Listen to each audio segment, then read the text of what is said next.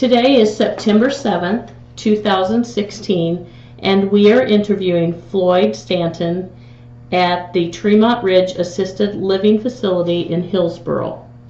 Floyd is 89 years old, having been born on June 30th of 1927. My name is Sue Burkholder, and I will be the interviewer. And also in the room is Whitney Thornton, a caretaker here at the facility. Floyd, would you please state what war and branch of service that you served in? I served in the Navy. When I was 17, 15 days before my birthday, my 18th birthday, I enlisted in the Navy so I wouldn't be drafted when I was 18. I didn't want to go to the Army, so I enlisted in the Navy. And what were you doing before you enlisted? I was working on a towboat on the river. Okay. And can you tell us just a little bit about your family, your parents, and maybe any siblings? Well, yeah, I guess so. I was a family of seven children, and I was right in the middle of them. There were 3 girls, and then me, and then 3 boys. And we were on a farm. Always lived on a farm, small farm, horse farm. Mm-hmm. I mean, we farmed with horses. Sure. I'm sorry, go ahead. Well, that's about the story of my life before I joined the Navy. Okay. And how did your family feel about you going into the Navy?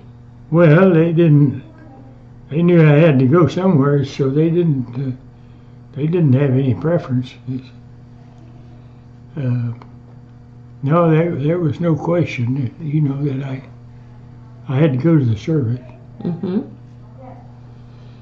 And what were the first days of when you went to basic training after you had enlisted? What were those first days like in basic training? Oh, confusion. Mm-hmm. all something new and unnecessary looking like a lot of times, we didn't know why we were doing what we were doing.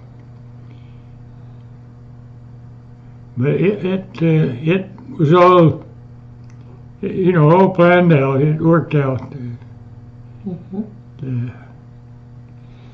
Did you have any memorable instructors during your time in basic training? No, I didn't. I don't remember any. Very little about basic training. Okay, all right. Well, then after basic training, where did you go? Went to San Francisco and got on a troop ship. And where was the ship headed? Philippines. Okay. Yeah, we went to the Philippines. The war was still on. We started out zigzagging across the ocean, and on the way over, after we had passed the Hawaiian Islands and gotten out on the big ocean, the war ended, and we quit zigzagging and sailed on into the Philippines. What was it like living on a ship or being on a ship for a long period of time? Oh, it was. I was kind of used to living in different places. I'd knocked around different places before I went to the Navy, so I was kind of used to it. It was just like living away from home. Mm-hmm. With a lot of strict rules. You had to follow the rules. And what were your duties when you were on the ship? On the ship, I didn't have any duties. We did a little training. Mm-hmm. We had classes and did some training on the way over. But no, as far as ship's duty, I was just a passenger on the ship, okay, going over to the islands. All right. And then when you arrived in the Philippines, tell us how that, when you were leaving the ship, what happened? Well, when we got to the Philippines, they were evacuating the troops that had been over there and sending them home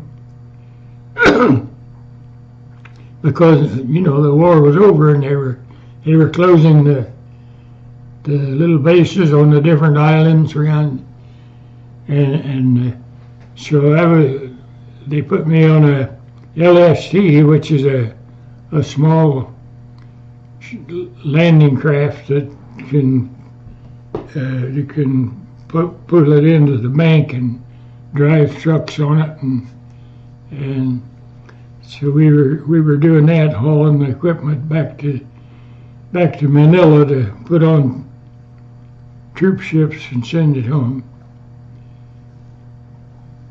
Cleaning up and closing and cleaning up the small bases around on the different islands is what they had me doing while I was over there. And while you were doing that, cleaning up and closing the bases, can you tell us a little bit about, specifically what you did, and did you have any interesting stories from that time period? Oh, no, really there weren't any. It was, excuse me, it was, well, we lived at the base naturally, and then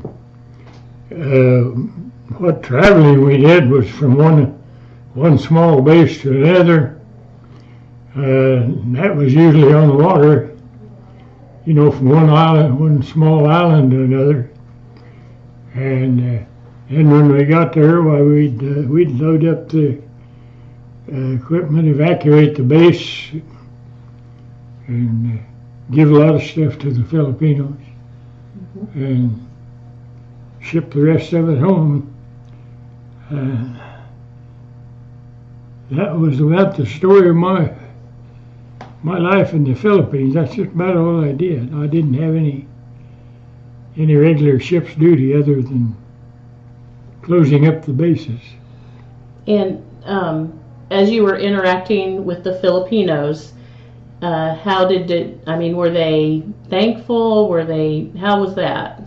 Oh yeah, they were glad we were there. The Japanese had treated them pretty good, I think. There weren't too many of them that complained of mistreatment.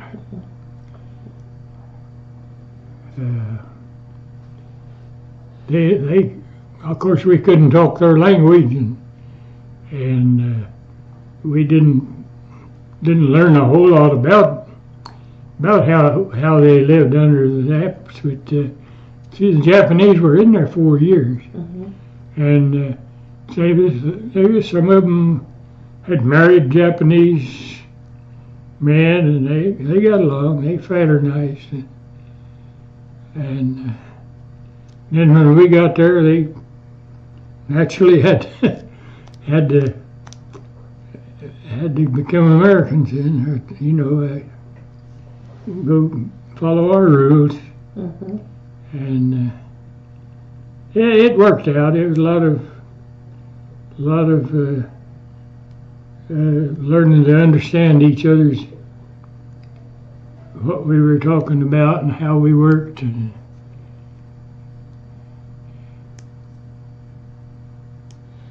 ordinarily, a day's work for me was to get a truck out of the pool and pick up maybe 4 Japanese prisoners, and start going around and loading up equipment, hauling it into the base, the main base, to be shipped wherever they're going to ship it.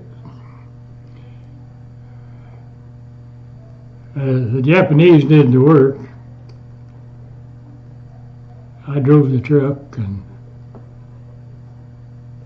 it worked out. Did you make any close friendships while you were in the service? No, not that I continued with after I came home. Well, while you were there, what did you do for relaxation or entertainment when you weren't working? Well, actually,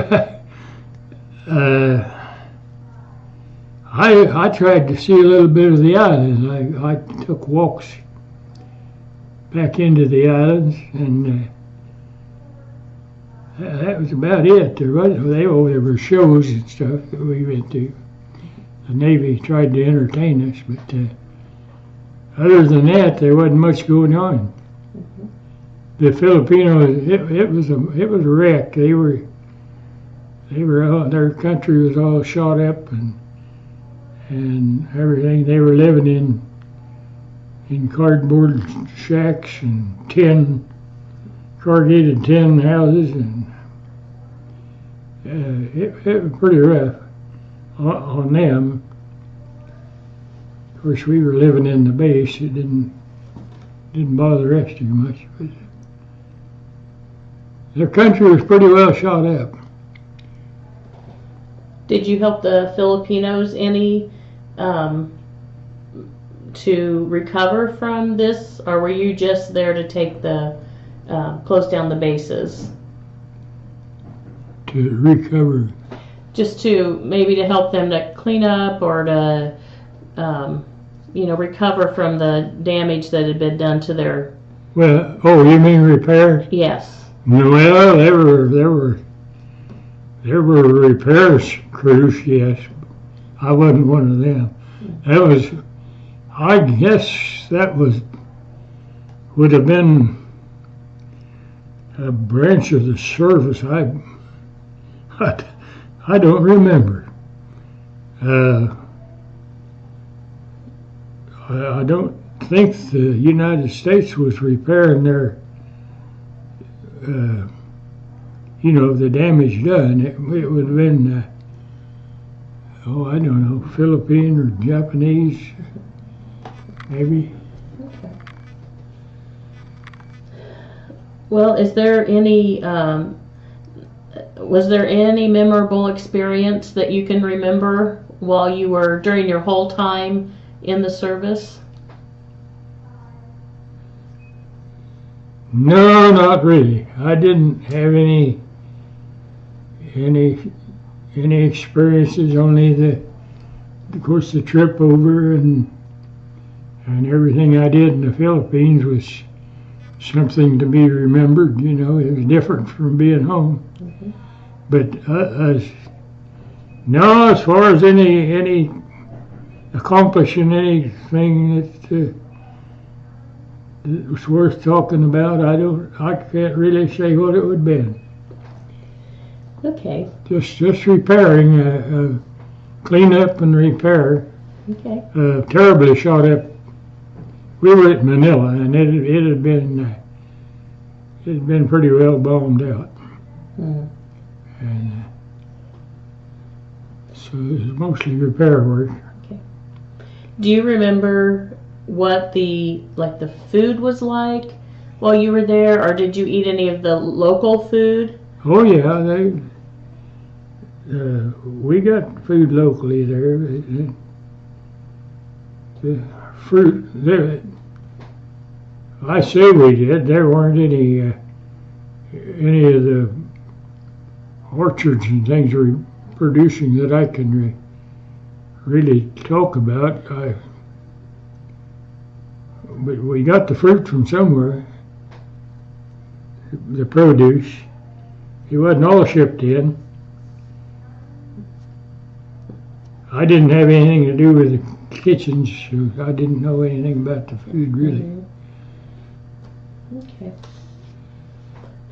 About all I did, I'd get up and go get my truck and pick up a couple of Japanese prisoners to do the work and go around loading up stuff and hauling it to the dump or the reclaiming station, wherever it went. Mm-hmm. Okay. And that was about the extent of my activities over there too. That's Okay. I wasn't there very long. Were you awarded any medals or citations during your time? Just any at all from the time you joined until the time you left service? There might have been some kind of a medal that they gave everybody that was in the service. Okay. Maybe something for being out of the States. I don't really remember. Okay. And what was your rank when you left the service? Seaman first class. All right. I went from Seaman second class to Seaman first class. Okay. And So when your duties were done on the Philippines and the bases were all cleaned up and closed, then what did you do? well, actually, I think they sent me home before the bases were all cleaned up over there. They sent me back home on a troop ship and discharged me. I enlisted for the duration in 6 months.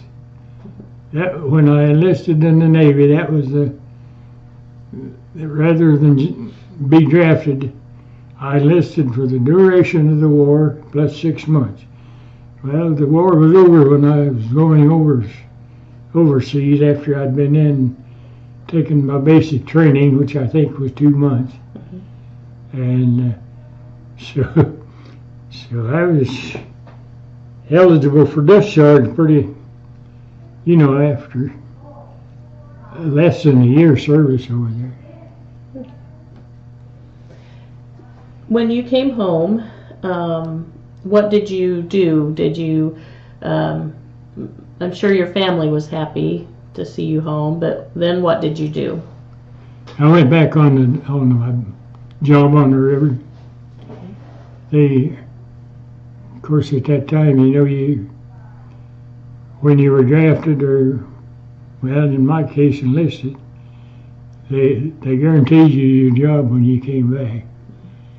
So I went back on the river on the towboat. And so your job was to tow barges and different things? I'm sorry?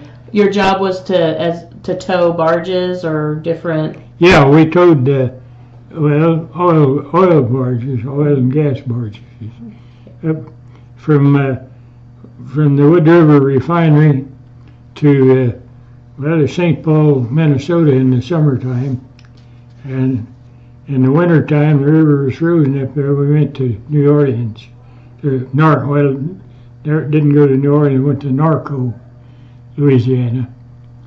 That's up the river a ways from New Orleans. Okay. And how long did you do that job? I was on there about a year before I went in the service, and I stayed another year after I came out of the service. And then what did you do? Let's see, what did I do next?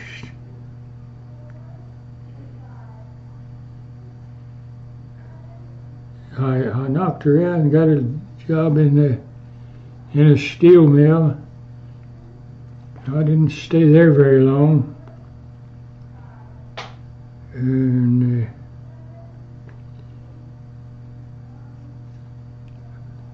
then well, see, I wasn't 21 yet, and as soon as I was 21, I went to the refinery in Hartford, which they didn't hire them under 21 years of age. So as soon as I was 21, I got on there, and that was the end of my job hunting. I stayed there 36 years then. And what was your job at the refinery? Well, I was a truck driver.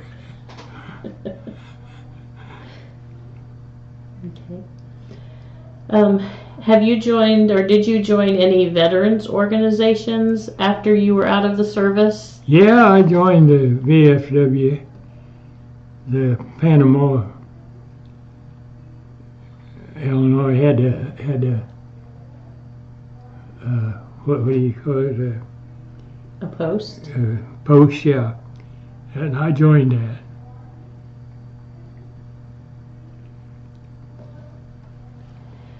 Let's see. Did you, what activities did you enjoy participating in with the VFW? Actually, I didn't. I didn't participate in anything but the monthly meetings. Okay. I wasn't situated where I could take, be there when they needed help, or help with the running. The officers of the VFW. I wasn't very well qualified for that because I was in Woodler, and I had to go to Donaldson or Panama to go to the meetings.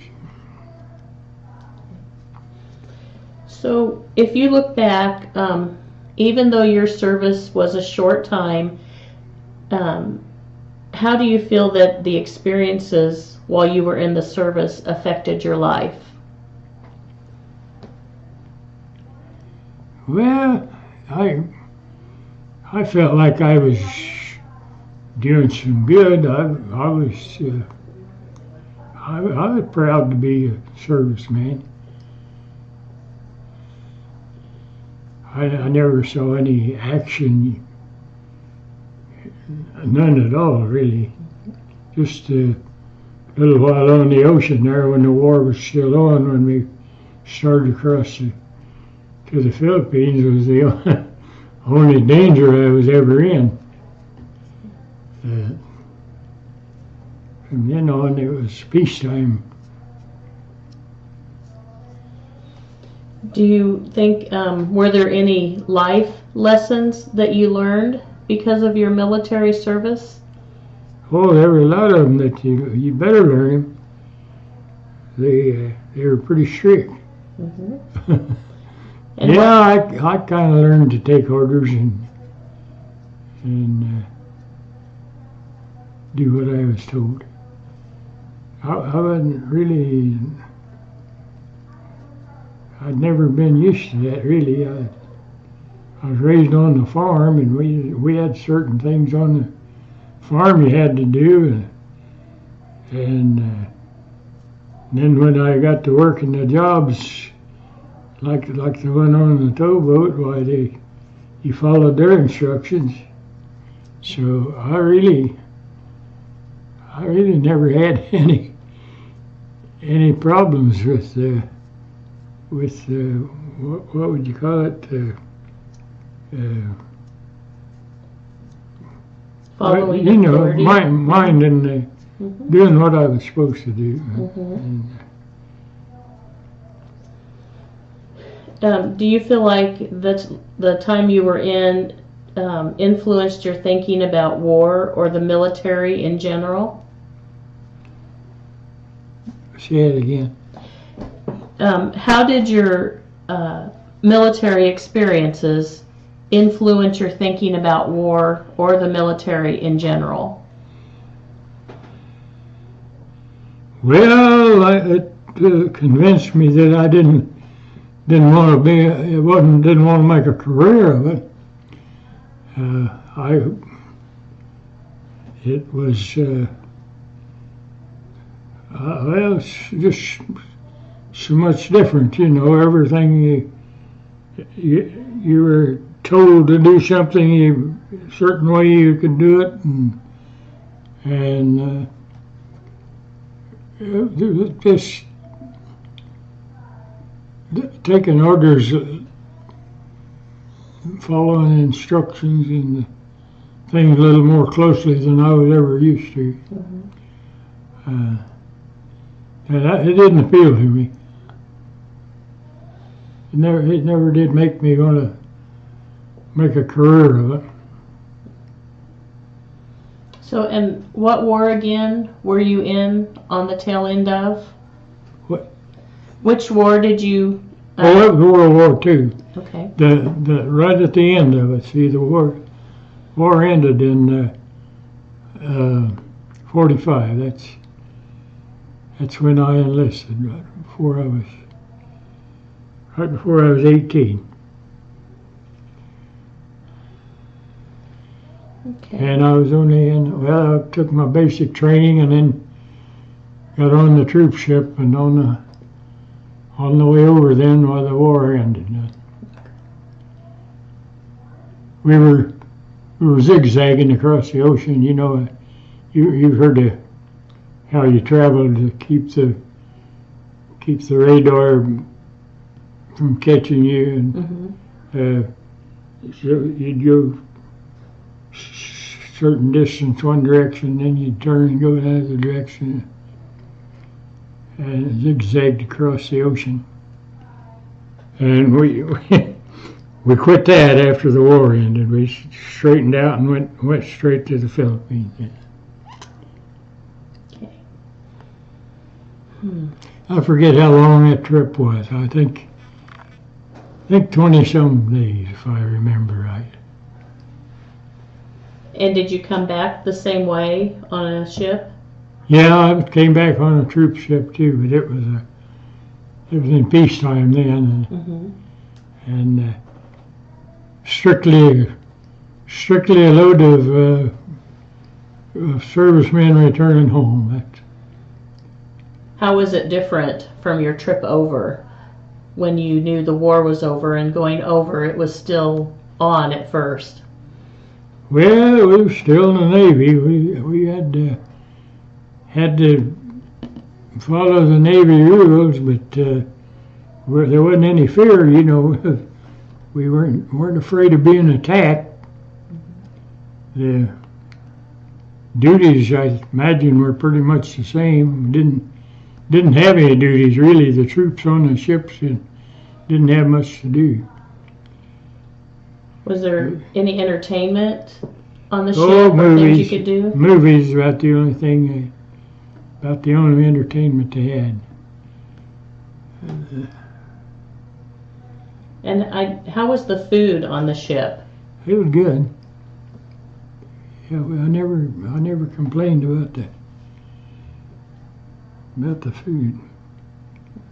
Of course, I never got in any predicaments where they couldn't get to the food either. But I never went hungry. So if you were still younger and the same situation came up, would you do it again? Yeah, probably. I imagine it'd probably be pretty much the same. Okay. I never regretted the way I did it. I didn't want to make a career of the service, so I stayed out as long as I could and got out as soon as I could.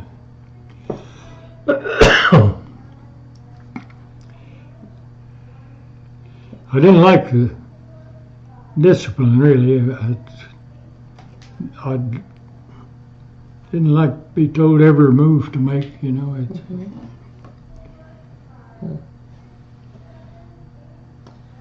Okay. Well,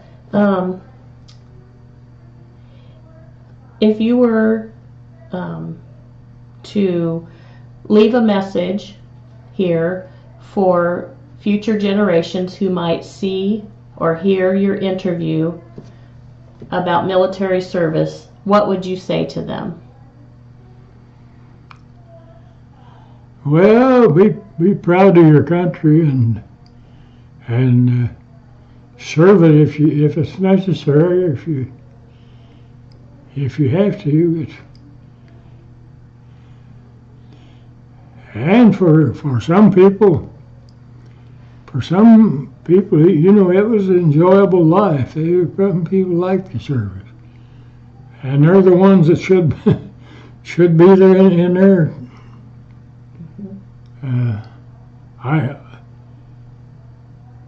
I don't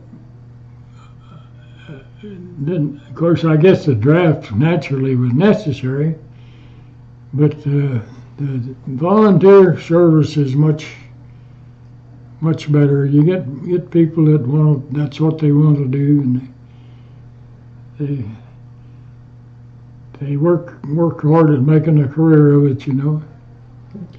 Do what's best for them in there. When you're drafted, they make you do things you just want to get out. That's all you look forward to. Do you have any last comments you would like to share? Any last comments? Well, be proud of your country. You gotta